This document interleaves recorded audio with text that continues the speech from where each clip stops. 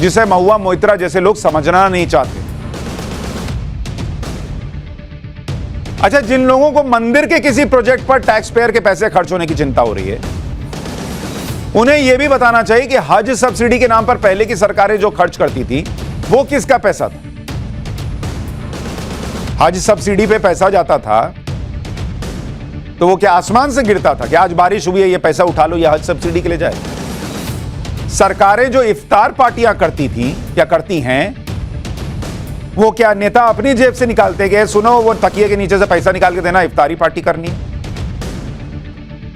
आपको एक उदाहरण बताता हूं।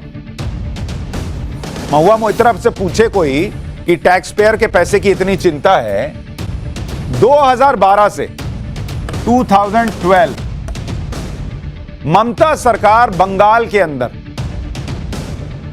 बंगाल 2012 से 30,000 इमाम,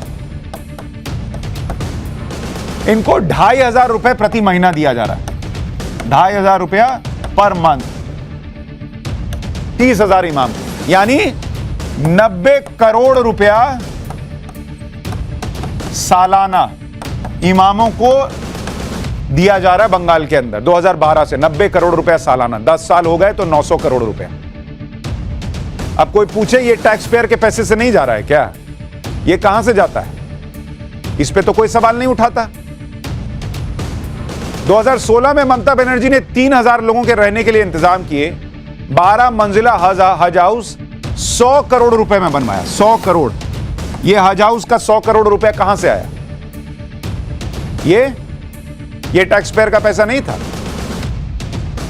टीएमसी सांसद महुआ मोइत्रा को राम मंदिर निर्माण में सूर्य की रोशनी को गर्भगृह तक पहुंचाने में बहुत आपत्ति, बचकाना है, अपमानजनक है।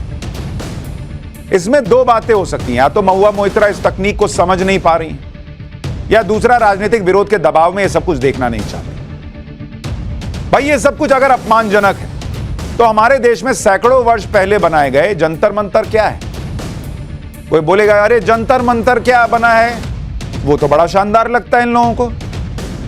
जंतर मंतर को वास्तुकला और खगोल विज्ञान की सबसे प्राचीन ऑब्जर्वेटरीज यानी वेधशाला कहा जाता है।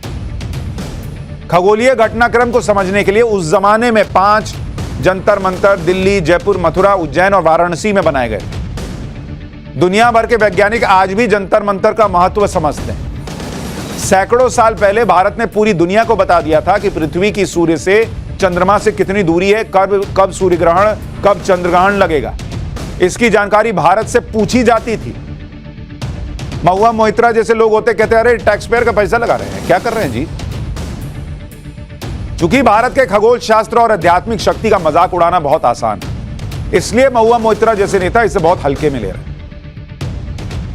सूर्य की रोशनी अगर रामलला पर पड़े और इस प्रोजेक्ट पर वैज्ञानिक काम करें तो यह अपमानजनक है, लेकिन अगर चांद की रोशनी ताजमहल पर पड़े, प्यार की निशानी एकदम चमचमा जाती। हर महीने 5 दिन चांद की रोशनी में ताजमहल के दीदार करने के लिए ताजमहल को रात में खोला जाता है।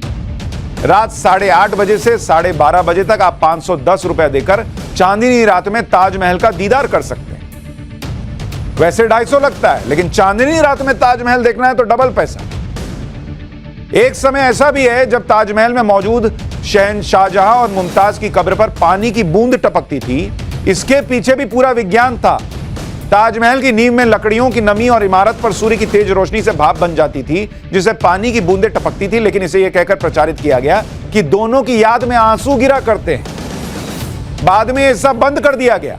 आपत्ति इस बात में है कि रामलला के मस्तक पर सूर्य की रोशनी देखना यह लोगों को अपमानजनक, नासमझी, बेकार की बातें, पैसा खर्च करना यह क्यों लगने लगा, यह समझ में नहीं आता।